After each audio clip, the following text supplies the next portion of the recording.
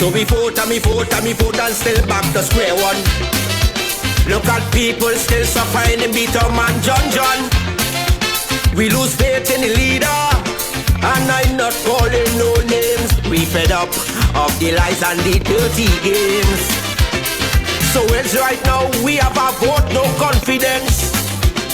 Cause right now in the country they're doing real nonsense. Now the majority of youth decide to go and pick up gun, like you're playing blind and you're deaf and dumb. Like you forget your people once you in power, and you're moving evil. You had the whole place sour. And now that we discover it's 2% that they offer. This is one little thing that I want all you to remember. We fed up all your life. You could do much better. Kaiso, food prices going up too high. I's a madman. We can buy rice or flour. Don't the chicken gone up, peas gone up, sausage gone up, cheese gone up. It's everything gone up.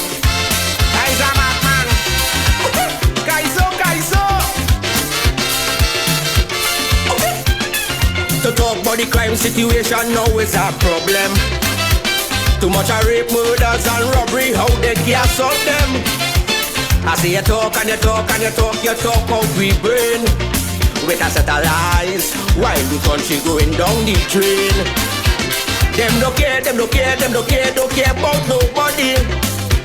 Wants to fix the finance, make short friends and family. So the whole of the country wants you now to stop lying. Cause the next election is a new party we voting. Like you forget your people once you in power, and you're moving evil. You had the whole place sour. And now that we discover. Welcome to what we call Polotricks Tuesday.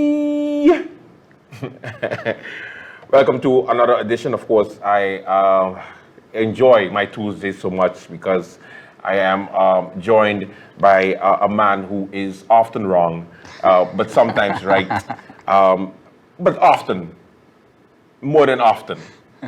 And that is, of course, Mr. Earl Levens. How are we doing, sir? I'm doing very, very well, Andrew. How about yourself? I'm good so far. Yeah, man. Yes, it's good to see you another Tuesday. Yeah, man. You know, a lot has been going on in the country, so yeah, let's fill the people in and catch up with them, and and continue to produce good quality content, also informative for the people. In we're prepared. We are. Of course, the different political parties are in full swing. The different parties are coming out, launching conventions, congresses. Basically smoke and mirrors because it's that time again. I call it the silly season. I don't know what you call it. I call it the same thing too, and I try to avoid them as much as possible because they'll have a time dedicated specifically for their campaign. So I try to ignore them as much as possible until it's their time to do that. You know what I'm saying? Yeah. But it's hard to ignore them because they're running hard and left, right, and center. Okay, good. Even Mr. Brown, I thought he was joking, but. Listen, we need to listen. If the population, they have a population that consists of a certain quality of people, everybody has to be represented. I like the way you put that, Andrew. I like the way you put that. You get what you vote for. That's it. Yeah. And that's pretty much where we are right now. It's a clear representation of the population. That's what I always say. Wow. But, you never know because I go based on the numbers, and the numbers don't lie. And if you have only over 20-something thousand voters, and only 11 to 12,000 people just come out and vote. What do you expect?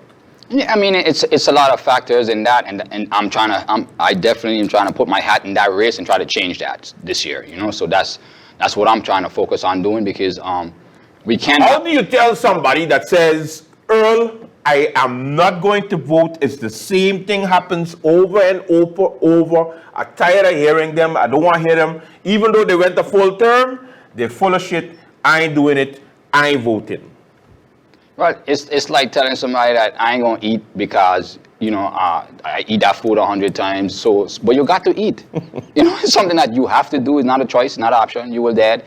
And so far, the country is sinking. And people are really suffering because of that mentality. So I really and truly would like people to really assess that decision about not voting and instead try to become a wise voter. A wise voter campaign is going to start so you can understand what it is, and hopefully you can become a wise voter instead of being like, because whether you vote or you don't vote, they still, you know, it will lead them to do what they want to do instead. But if you do vote, you stand a chance of changing the outcome of that. So I really and truly want you to understand that voting really can change the difference. It really is the difference. And usually you have the people that complain the most, the people who complain the loudest are the ones that do not vote, and they will be the vocal people throughout the whole campaign time, also after campaign time. They're the one who will just like out loud, and when something goes wrong, they'll be the first to confidently say, you see why I didn't vote? That's not and I just be watching them like, correct. Wait, what? That don't make no sense. How can you not vote but still want to host? You didn't vote for nobody. You have to try to find someone the best, because we have some stalwarts. They just don't have the funding or maybe the campaign. Yeah, but people don't vote based on you know, the abilities of the person. They vote based on the popularity and how much they get paid in the brown sack. And the family ties is big too. You know, I see family elect people left, right, and center. You know, and I'm like, whoa. You know, like they're my family.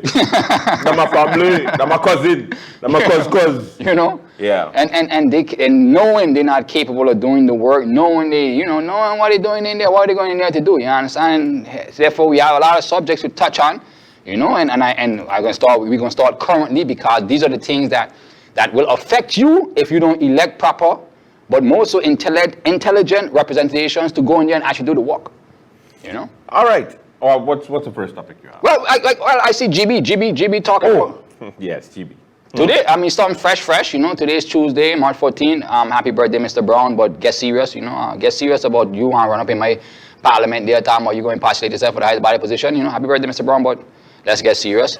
As far as GEBE is concerned now, you know, people, I see you guys are, you know, you got to, reading is fundamental. Reading is very fundamental, but you got to read to comprehend and read to understand. You know, what GEBE is saying now is they're going to cut or disconnect the people that they already has made a payment arrangement with. So which means that if you walk into GEBE, and you had established that you had owed them before the hack, and also, you know, I need the ombudsman and the prosecutor, them to start the investigation, reopen the investigation, because, no, it's a government-owned company, people. GEBE is a government-owned company, Andrew. Yes, it is. So we got to know what went on there, right, or They're working on it. Who working on it? They're working on it. They've been investigating for about a year. I think on Thursday. On Thursday coming, there's supposed to be a year anniversary of the hack. What? It's been a year, and up to now, they haven't gotten back the system how it's supposed to be. They're going based on how much you pay on a monthly basis.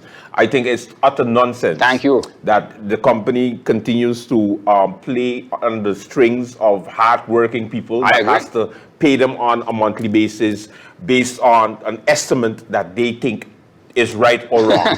And the thing is, what kills me the most is that you won't have GEBE coming out with a press release and say, you know what, thank you to those who have been paying consistently monthly on an estimate, and you have we have credit for you because you've been paying too much, or we want to give you a gift or some type of commendation saying, you know what, listen, there are some real MVPs out there that are doing what they're supposed to do. Now, don't get me wrong, Earl. Electricity and water ain't supposed to be free. So don't get me wrong. Don't get me wrong. I ain't saying don't cut the people, but at the same time, I'm not responsible for you getting hacked. Yeah, correct. So you can't blame me and you can't penalize me for your system not having my information. You want me to come to you and give you information so that you could penalize me? Wait, what? Nah, but you crazy? I lost it. Yeah, I don't know where it is. No, that way GEBE. It's gone with Irma. And that's where GEBE is not functioning as a business. So that's the first thing I'm going to say. They're not functioning as a business because you're selling a product or a service, GEBE. So you're supposed to tell me how much it is. You sell me. You can't even monitor how much electricity and water people utilizing to charge them properly. I'm trying to guess. Hold on. Guess them. You're trying to guess how much you owe. Okay, wait. $500. Okay, but last month I paid $200. Okay, give me $275 and finish. Yeah, let's make a deal. Yes, that's what GB played. Which suitcase you paying? So we got, and so this is why voting is important, people, because there is a CEO. Remember I talk. This is gradually. We're gonna graduate them, Andrew. We're gonna graduate them, okay? Yes. So this is gradually. We need to make sure we have competent people in place to address the matter, because there's no way, not under anybody watch, that GB is supposed to be running this way. It's a government-owned company. So the government can step in and regulate and ask for certain things to be in place. For example, when you want to say, GB, you want to say you're cutting people, make sure you have the bills or at least how much they owe. You have to have a filed case. I understand it's only for those people that you already have a payment agreement with. So people, if you ain't got a payment agreement, if GB ain't tell you owe them the money, be careful. Just don't go on easy, man. Don't get your pressure up. You know? Earl, money. Jesus Christ, Earl. Money.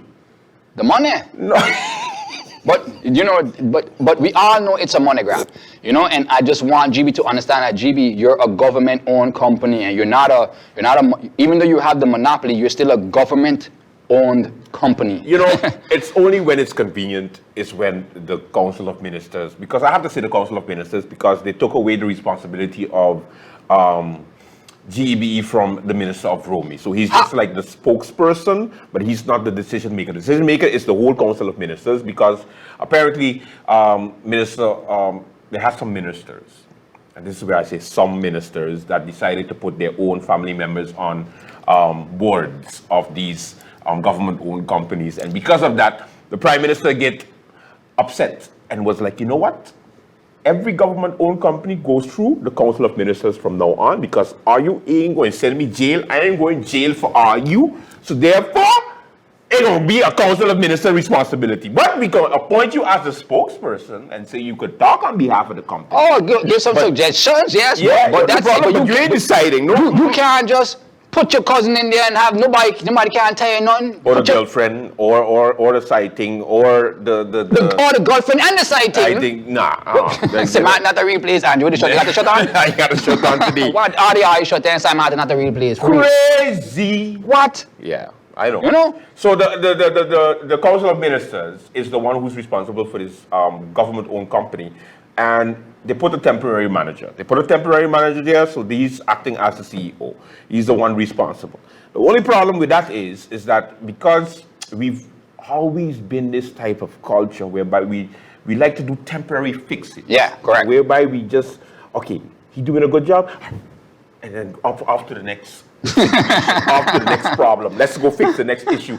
And then when you ask for updates, because before it was, yes, and we are concerned about GB, and we're going to have a public meeting about GB, and we're going to have a parliament meeting, and we're going to update the public, we're going to make sure that this happens in GB, and we're going to fix this, and we're going to fix that. Now, when we ask about GB, they go like, but Jesus, it's internal. They're busy doing what they have to do. The company is being built back. They have their own plan. We're going to let you know on a later stage. And they're doing what they have to do. And we're like, wait a minute. So this is the same Prime Minister, Minister of Romy, ministers that was so concerned about GB beforehand, and now they're like, leave it up to the management. We put a team in place. They're busy doing what we have to do. They have reporting responsibilities. Every time they have to come and tell us something. So therefore, they're doing good. What happened to RU? No. Doing good. This crap. Doing good. This is the nonsense that GB will not. You cannot do this. GB, is not tolerated, because again, you will lose every court case, and I will motivate the people them, because the consumer has a duty, correct? Once you invoice them, once you let them know how much they owe you, and you have to give them a period of time to pay, and then you have to allow them to get into a payment contract or payment plan position after they have not paid you for an X amount of time. So if you're not following the procedures, then how you talking about cutting people? I know you want to cut the people who are already in that process of payment plan, but yet again, you had a hack, GB. You don't really know exactly, and you can't credit the people payments. So how can you for sure know that people ain't paid? Okay, don't worry, don't bother pay. Okay, give me half of it and we good. Okay? So case one, so case two. We're going to estimate, we're going to give you a $3,000 bill. Oh wait, so we wrong? Okay, give us 1,500 guineas and you have a deal. Deal. Let's go. Let's go. Like I was like, wait a minute. Wow. When people tell me that they're getting responses from GB and they're doing like real negotiation, like, oh, so I don't. So wait a minute. So your 2,000 guineas is too much? Okay, give me 1,650, but you have to bring it today. And we good. I go erase the rest. Like, wait, we going based on who? What? Wait. We have managers doing what they want. We got the management doing what they want. I guess they're too busy getting their own construction companies to do GB work. But that's a different story. Okay? But let's get serious, GB. Correct. You can't Let's get serious, GB. go cut people No. if you don't have the bills correct. Correct. Let me say this again. If your billing system is not optimal, why are you charging the people what you think they owe? And then be upset with them when they go like, no, I don't owe that. And show me different. This is where you're supposed to go like, Pat, no, this is how many kilowatts you use, this is what you use, this and that, this is a fuel clause, it's actually triple the damn price of the of the gas, of the diesel anyway that you're using. So they're gonna make up anything anyway. But you have to show something. But if you can't show me what I paid you in the past and what I owe, how you expect me to help you to screw me over? Correct. No, it don't work so way, GB. You know, and that's what I'm trying to make sure. Is you are a government-owned company, GB. You can't be going around deciding when you want to cut people them. For what? For not paying. You didn't bill nobody. When last you billed somebody, GB? When last you accurately bill somebody? And to be more specific, what Andrew said, you have to show them their last meter reading for the month of February. You have to show them then what it is now at the end of March and what that charge combines to. So from February 28th to March 31st, Mr. Andrew, you use 42 kilowatts. I'm just saying something. So that equals to $2 per gigawatt. So you owe me $84, Andrew. And again, if I have my own records that state from before your hack, I've been paying less than what you're charging me now. And I have it consistently over the years, all my bills online. Then how is it that you can justify the increase? All right. And that's the problem. Right, that is the issue that people are not seeing because GB playing, again, negotiator. Correct. No, correct. Say, okay, let me see what we could do. All right. No, we got aim high, and then we go swing high for you, and then try to meet you in the middle. You know, no, GB, we're not doing that. It's like they're taking classes from the taxman because they just like, the taxman, they come with the estimate and go like, you know what? They go stand at 50,000 guineas. Let's go. Let's go. What's the bid? Let's go. How much you get? And if you don't contest it, I got you. Gotcha, bitch. Gotcha. No, man, we're not doing that. Okay, so GB, we're not doing that, GB. Thanks, and we appreciate you for understanding. We understand that you got hacked. We didn't do it. You know what I'm saying? So I'm going to take the time now to ask the prosecutor's office to reopen the investigation into the hack. Because, unfortunately, we don't have enough information to hold somebody accountable. But yet, you want to put it on the back of the cement, the people. We ain't doing that. We ain't know that, GB. We ain't doing that. So, was it corruption? We know. Was it embezzlement, Andrew Dick? We know. Was it GB incompetence? Did somebody, it was an inside job that GB did it themselves? That's why I lead into it. That's the one I lead into. It was an inside job. Don't watch me. I don't know. So either way, the people of Seman deserve answers. We deserve answers. So GB, until you can give us answers, please don't take those stances of trying to threaten people to cut people. No, you're not in a position to do that. You will lose every court case, GB. I guarantee you will lose every court case if you do that. You cut somebody, you see what happened to you. But don't do it, GB, because you're not in a position to do it. Responsible, Earl, and the responsibility falls with these politicians that we call the government, the members of parliament that make the coalition. This is the time where they're supposed to come in and talk on behalf of the people that put them there. Let's not forget the people, that these are wonderful representatives that decided to let you know that, a vote for them is a vote for them managing your daily operations of what we call, government. Now, obviously, if you notice that the representatives are not doing anything about it, you don't think GEBE is going to do what they want? I agree. I mean, and that's the sad part. You know, same thing with the situation in Mingo, firing a local. Hi, Audrey. I went to school with Audrey. I know she's a and she's been there a long time. You know, so even with that, I was like, whoa. You know, and I kind of felt a kind of way because I tell them to fire the people them, but not fire we. I say fire the people them people them. Now we own people them. Yeah, that's a whole nother sad situation, Like, and I just know that she is one of the most competent persons, and I know. I do that. Who don't know that? So when I heard news, I was, shocked. But the people will always do what they want when they have a set plan when they infiltrate organizations.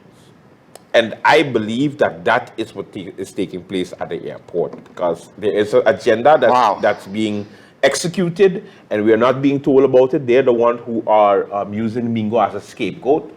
And I feel like there's a lot that is happening in there, and we have to watch to see that all locals don't get fired and a bunch of new people don't come in. Yeah. I mean, because it's like a serious fight against the local man and the local woman at the airport. It's like the amount of people that's been there for so many years are leaving or either being replaced or fired for some type of petty bull crap. Yeah. Oh yeah.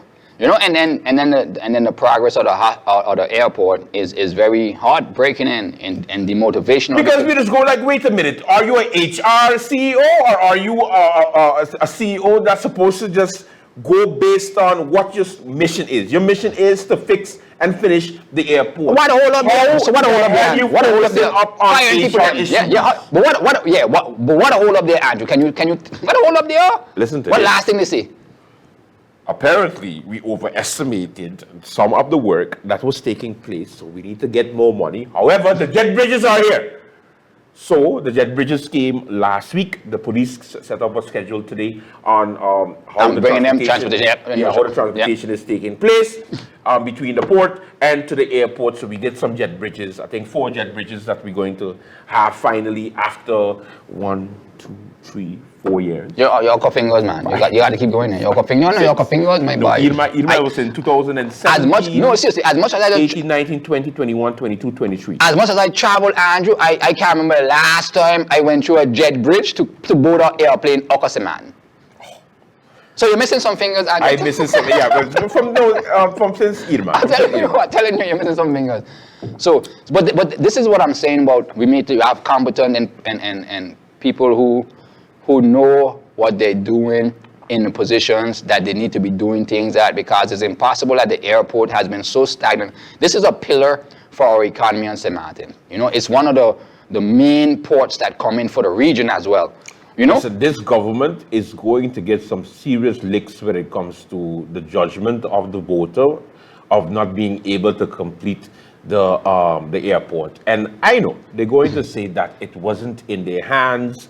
However, it was, because let's not forget that if you are going to boast of being the longest serving government, then you have to also take the blunt of the things that are not finished. That is why I don't necessarily agree with the excuses from the different ministers when it comes to the hospital, for example, and when it comes to the airport. Because over the 3.5 years, they get to sit down and yes, there were changes. Yes, support changed, shifted, but it's still the same government that took office in 2020. So now, we are 3.5 years later, we're going into a new election.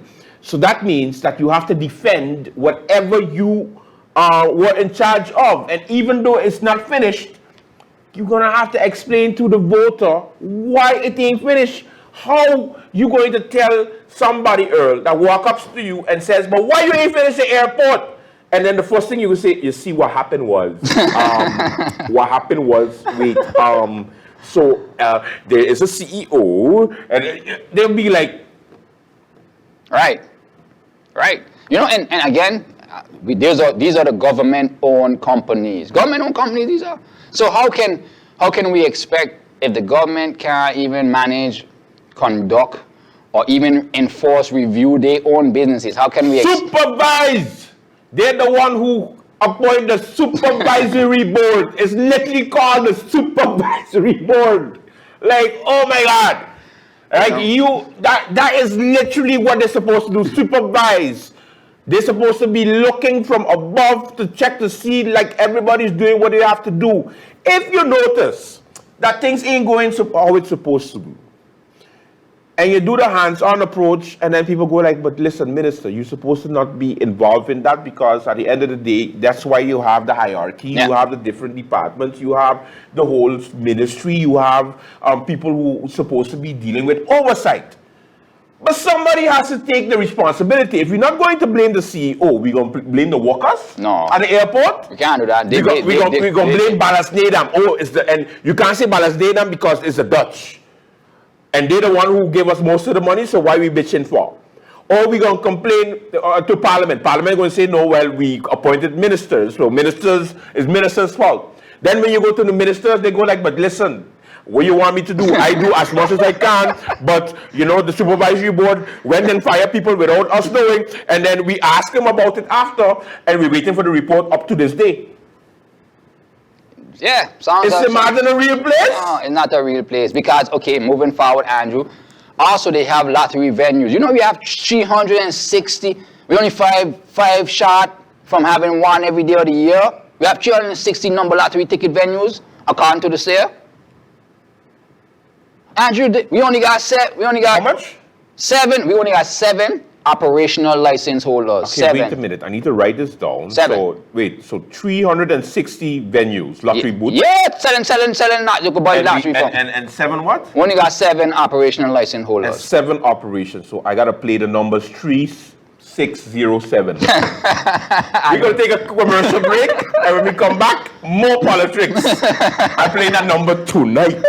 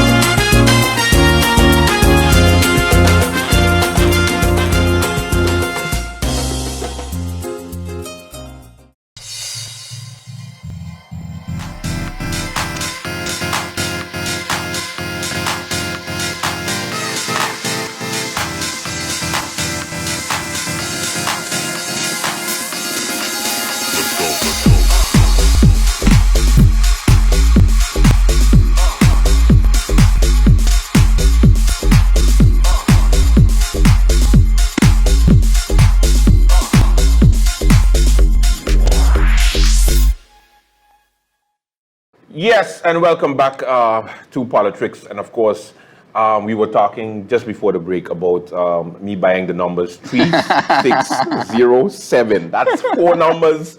I go into my meter a little later on down the road at the same lottery booth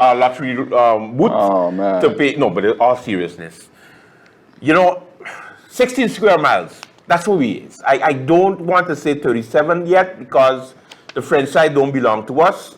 So let me talk about the Dutch side and the regulations on the Dutch side, Earl, because it's not in void. What are you talking about? Yeah. It's not in void. It's like it don't exist. You know what I'm saying? Because pretty 360 lottery booths, and then most of them are in the low-income area. How did you guess? 75% of which are in Colby, Upper and Lower Princess Quarter, and Cul-de-sac. They don't got none in Simpson Bay with the tourists and the way. Yeah, I know. They got no You say it with a chest. Yes. No, I can't do that. I understand, but listen what I'm saying, though. But Earl, Because they don't market to tourists. They don't market. This is, no, for sure. Nobody here come and judge me and tell me anything that this is for the tourists that come here because we are a tourism island and that's why we're selling numbers. Don't you even dare. Because we know for a fact that basically every 5 steps you have a lottery booth somewhere close by in your neighborhood, and it's usually in the low income areas. And only because poor people love to play numbers. Well, it's not even about poor people love to play numbers. Low income. Okay, let me call it that. No. Low income It's like a hope that they hope. It's a way for them to get out of their current situation. Well, so if you spend $5 a day and you spend it for 365 days and you save it instead of spending it, how much money will you have? A lot of people are not disciplined to save that. But I agree, I agree with you. No, I agree I with understand, you. but you understand what I said. I do understand with you. If you have hope to get money and you're spending money you don't have in order to get money, it don't work that way. But nobody did not. What is the definition of insanity, Earl? Doing the same thing over and over and over and expecting different results, but they don't believe that they're insane. They don't believe that this is insane. They don't numbers, that. Because numbers is where you luck and you have hope and you have faith. And it's 1 in a trillion or what the number for to win a lotto. When last somebody say, man, win the lotto? When last was the biggest lotto win? Okay, people who play lotto, in the comment section, let me know when last you know somebody who win the lotto here and say, man, let me know. You think they're going to tell you though? No, but somebody. Because if I win the lotto, I ain't telling nobody. I come into work normal and going like, yes, I'm poor. But what was good about this report from the SIR is that it was initiated from a parliamentarian. It was initiated from the PFP actually party, and I'm glad to see that it came full circle. And I was very. At least one member of the PFP is doing what they're supposed to do, because I mean, again, if they had more representation, I think they would have been a party to be reckoned with. No, but it still needs to be seen, because I always say you could make a change or impact from any which aspect of the board. You don't have to be in power to do your contributions, and that's going to be my biggest gripe with everybody, And congrats again, Andrew. Thanks for bringing. Congrats, Andrew, because you did say that Ludmilla De Weaver was going to be on PFP. Yeah. And the crazy thing about it, Andrew, is like. You're 99%. You're almost like 90% correct with what you predict. You know what I'm saying? They be like, oh, we're gonna wait and suspense and we're gonna do. And then I just say, yeah, it looked like she's gonna PFP. That was 3 weeks ago. You were like, please, yeah, no. 3 weeks ago, Andrew. You understand? Because where else she was going to go? You gotta look at where it's convenient. And as far as numbers is concerned, PFP would be the perfect vehicle for her because she didn't get elected on the up. She was one of those seat warm holders, Correct. She was the next up after took off ministerial position. Omar Otley went in as minister, so therefore his seat was available, and she came up as a MP. Correct. And then she went with Omar's seat to another party. I still ain't going to let that go. Just letting you know, I ain't not letting that go. You took somebody else's seat and bring it to somewhere else. Well, both Ludmilla did that. Yeah. But my thing is that, again, Ms. De Weaver, she was a parliamentarian in power. She went to a minister in power. Came back, went back to a parliamentarian in power. And now she on the opposition. Yeah, see my struggle like trying to explain her career. And she's just started. This is her first election. This is her first term. And I had to explain the amount of moves that this MP has done since starting her political career since 2020. Oh no, but my whole concern and my whole approach, and this is what I'm going to tell to everybody coming forward, because I will be here to make sure that I slow down. And I have slowed down, so I appreciate y'all. I appreciate everybody who understand that this is a serious matter. Politics is not a joke. We've been treating it as a joke because the populace has been turned off as and they don't really care, so they let you do what you want. But this is not the way we're going forward, because we ain't moving forward at all. You understand? And now she has gone back to her, and she's gone into political mode and talking about what she's going to do when she gets elected again, while she forgets she was just elected again already. When I quiet, that means I agree. No, I just telling you, like, I just saying, because, and that what and that's what I'm not about. People, like, you get a position to do things and you ain't do nothing. Okay, you're in parliament to do things, you ain't legislate, you ain't do nothing. You talking about empowering the people, but you ain't coming on to empower the people. Okay. So now you want to tell the people them to vote for you because you're going to empower the people them. You just forget you was in there. What you were doing in there when you was in? You just get us. You go and ask the people in for the same thing they don't give you there just now, and to tell them the same thing they're going to do again. While you in there, you ain't do nothing. It's a different party, new colors. That's all I could say. I mean, at the end of the day, that's one of the reasons why she can't come back and face the people on the late night, because she came on late night and asked people to vote for her. And then when you ask her now to come and explain the reason for her going on PFP, she'd rather go on radio or go somewhere else. Who's more friendly? Who's more friendly? You know what I'm saying? You got to talk to them more. And, you know, it's my colleagues, but at the end of the day, you come here and you're like, vote for me, United People's Party, vote for me. Now you leave. I say, hey, listen, come explain to people why you left and why you on PFP. And then she's like, zero, silence. Miss DeWeaver, check us through the campaign. You know, you ain't ready now, it's cool. When campaign start, don't forget the Andrew Dick late night show. Don't forget that. Then we're gonna make it worse because then I'm going to be like you're a hypocrite. No, man. Anyway. But make sure you pass yours. So back to this venues, the booths that is basically passed everywhere. You have different companies, different lottery holders. You mentioned 7. And also 360, but I think there's more because you have mom and pops type of setups also, whereby you know, somebody just walks into a salon or walks into a barber shop, one of those nice ladies, and they're selling them the number, just in normal plain clothes, and you have no idea. Look, I'm gonna get myself cut by my barber next time I go. But anyway, just saying, there's a lot of operations that are not necessarily regulated. Now, how do you regulate a situation like this?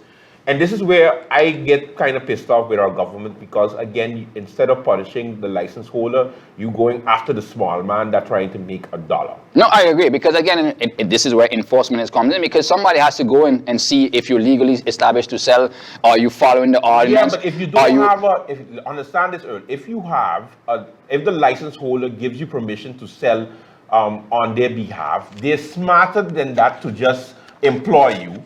So you become an independent contractor, and as an independent contractor, you can sell, because me and the contractor have an agreement. I the license holder, you are the contractor. Therefore, we can make an agreement. We put it on paper, or we don't put it on paper.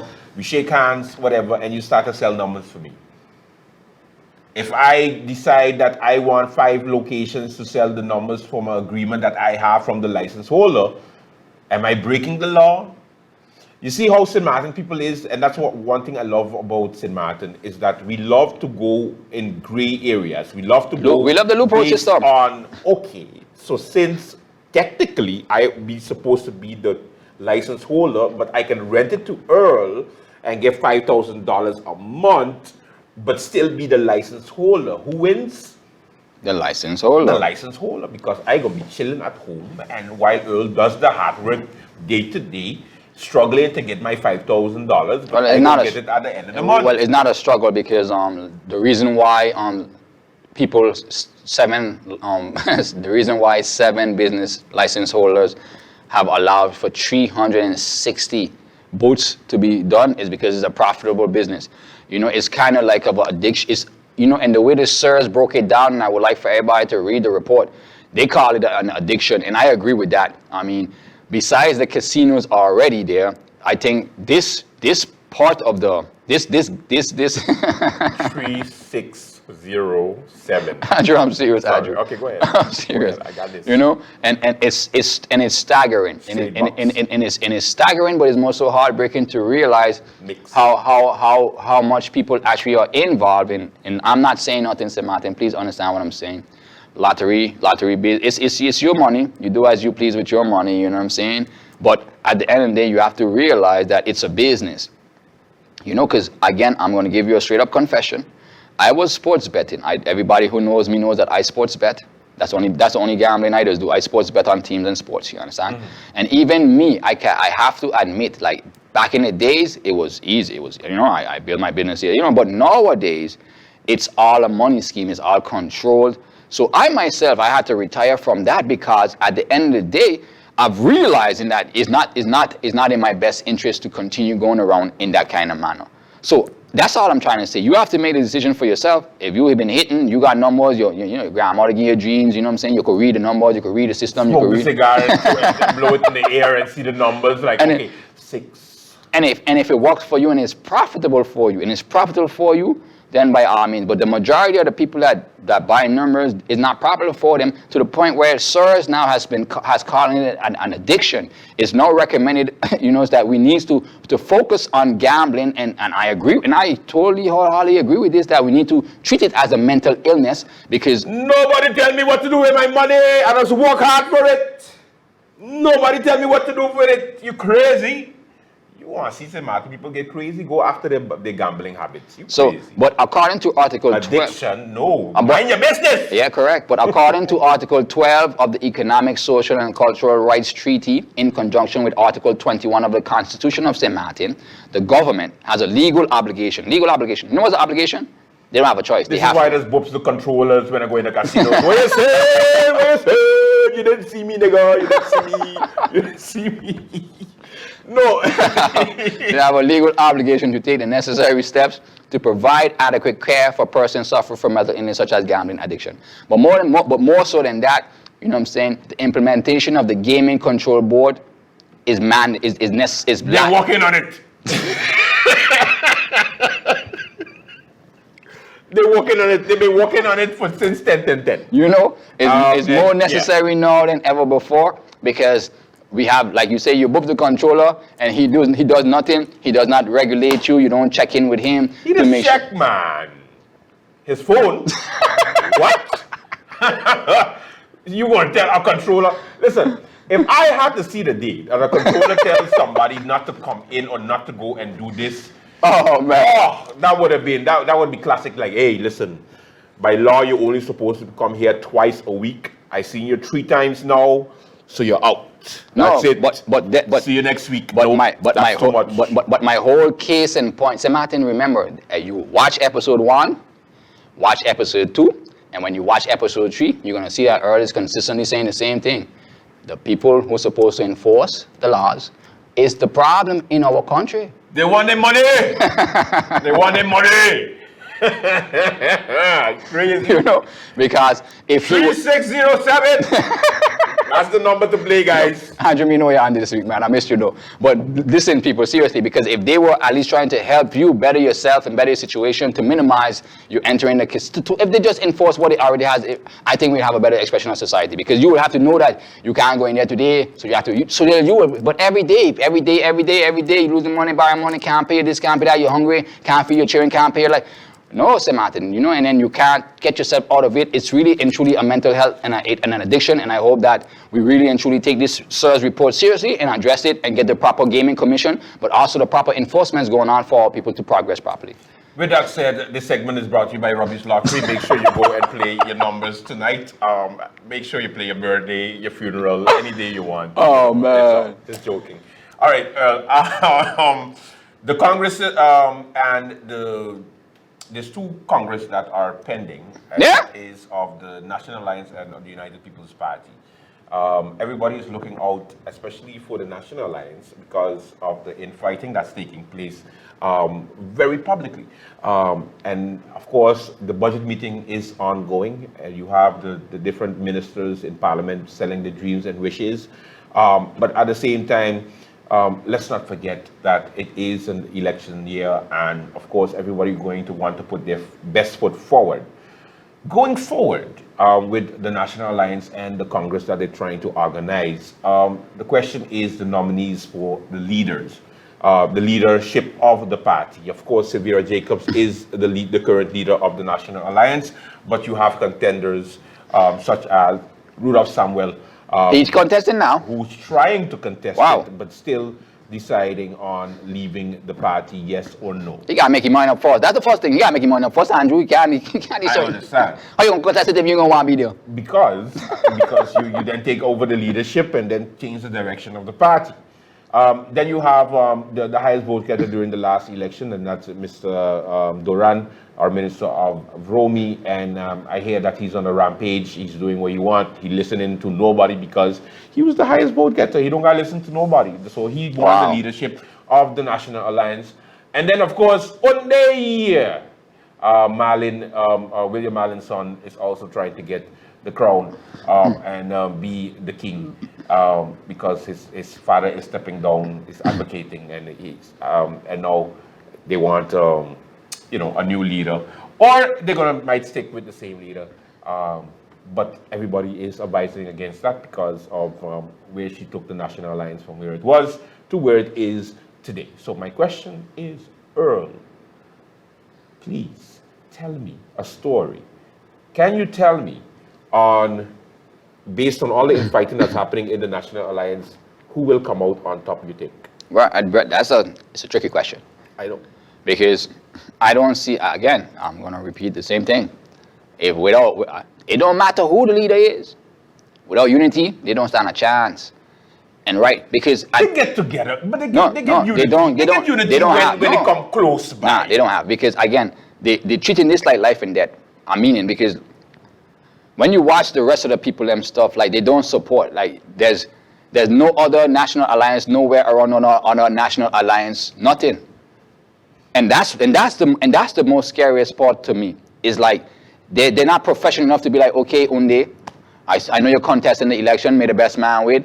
And if you do win, and if you do beat me, you know what I'm saying, I will still be, loyal, but also supportive to you and do what I can to make sure that we continue going on. It's like, bro, if I win, if I lose, to hell with you, Andrew. Don't call me for nothing. It's good for competition, though, Earl, because at the end of the day, within the National Alliance, if they have that type of competition, everybody's going to bring in votes, which showed why they were the biggest party during the last election. No, I agree, because, but again, it's the thing about them that they don't realize is that people are actually voting for you. You got to show your competence, because you don't elect. There's no election of self.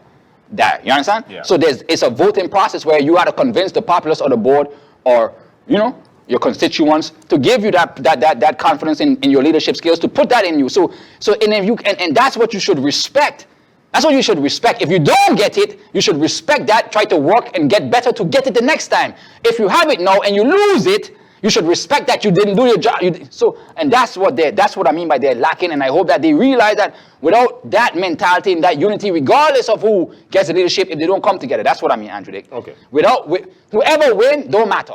To me, whoever win, don't matter. Whoever leader any is, don't matter. If they don't have the full support of each one of them coming together to actually produce a party and show support as a party, like a team spirit, team sport, camaraderie.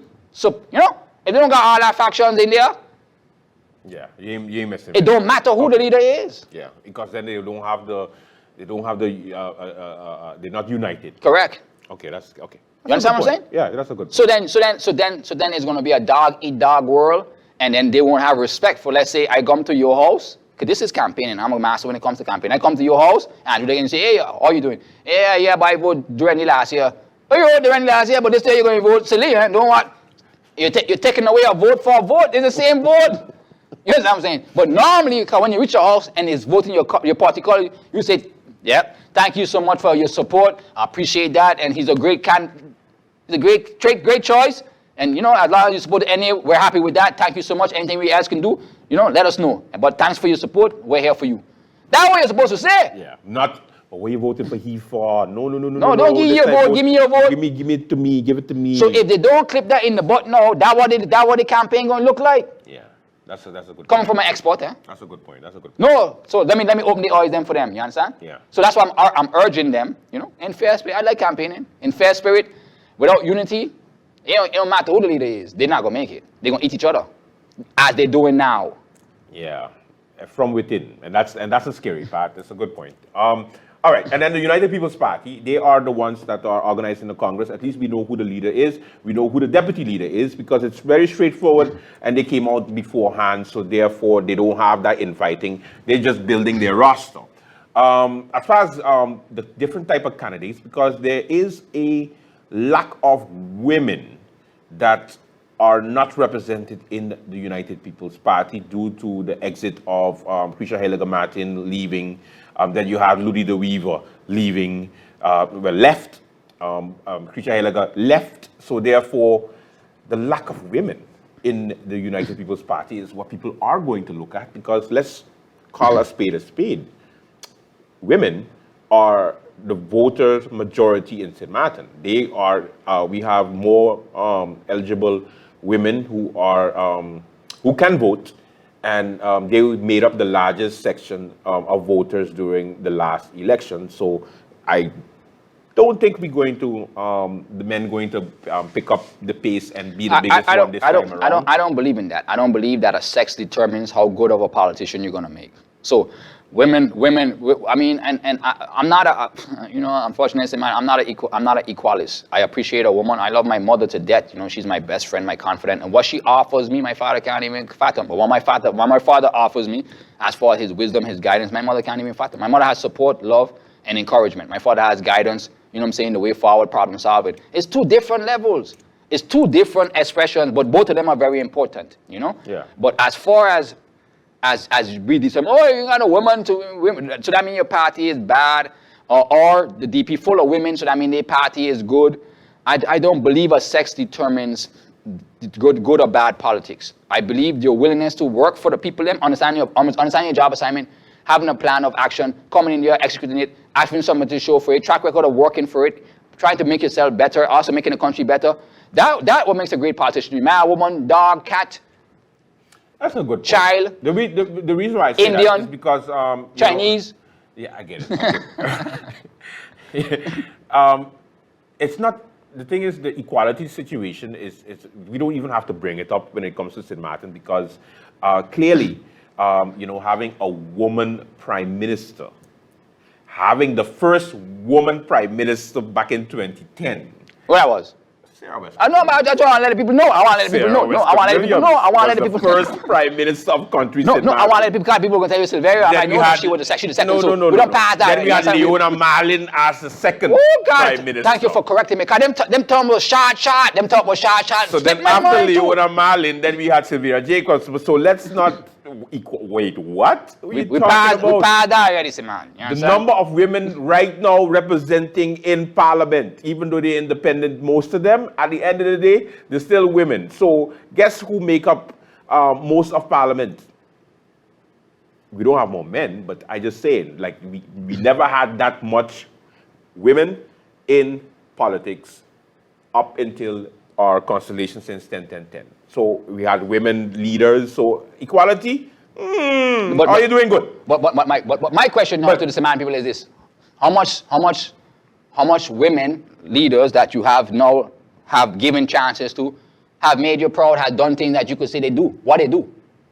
And again, I'm not coming at the women name. I'm just trying to hold everybody who has positioned themselves to this kind of status, living good life, making you 10 grand a month, or whatever it may be, to contribute back to the society. What have you done back for that? What have you given or served your country or given your country back for that, Andrew? All of them. Sarah. No, I call them out, Leona. You understand? Ludmilla Duncan, Grisha Martin. I know all of them. All of them. What have they done? How have they made your life better, St. Martin? How have they empowered you? Just because they're women, them, right? But how have they empowered you? Or what have they done I think Melissa Gowns would disagree with you very much, that because she has very much complained for the last 3.5 years. So at least she can say that she complained. I mean, you have some other accomplished politicians out there which are women, so that's fine. All right, Earl. Final words before we go. I just want to say to the populace of St. Martin, you know, thanks always for tuning into the Polotricks show. We're here every Tuesdays for you. We're trying to make sure, again, my purpose here is to make sure that we have competent people to move us forward, as we're going to stay stagnant forever. You know, they have the Anguillian Gilder, that they try. Anguilla? No, my fault. Dutch. It's a Dutch Caribbean Gilder. Yeah, I'm saying, yeah, my fault.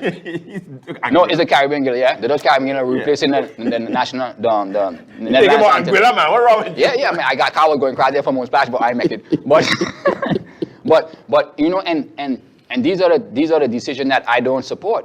Because again, that's not empowering the people. Them. One of the greatest, I don't know, but I'll catch you next time. But one of the greatest mistakes that St. Martin made was that they didn't take the Euro train. I'm going to explain that in the next minute. I have to explain it because I always say it, but nobody really understands the detrimental facts of that. Because we have the only airport. We would have been the St. Bass of the Caribbean. Okay. And all know because of that, we have a big counterfeit movement going on in St. Martin because we don't respect branding. We don't respect ourselves. We don't respect currency. We don't respect the markets. It's like you had it, but anyway, we're going to talk about that. No, next time. That's the first time we talk about it. All right. That's it for Polotricks. Thank you so much for watching. Of course, until our next program. Have a good one. Bye-bye.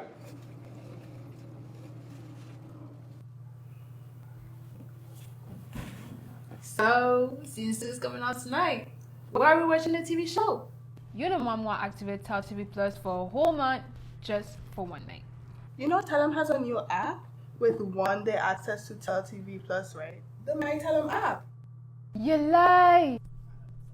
Where you think you going?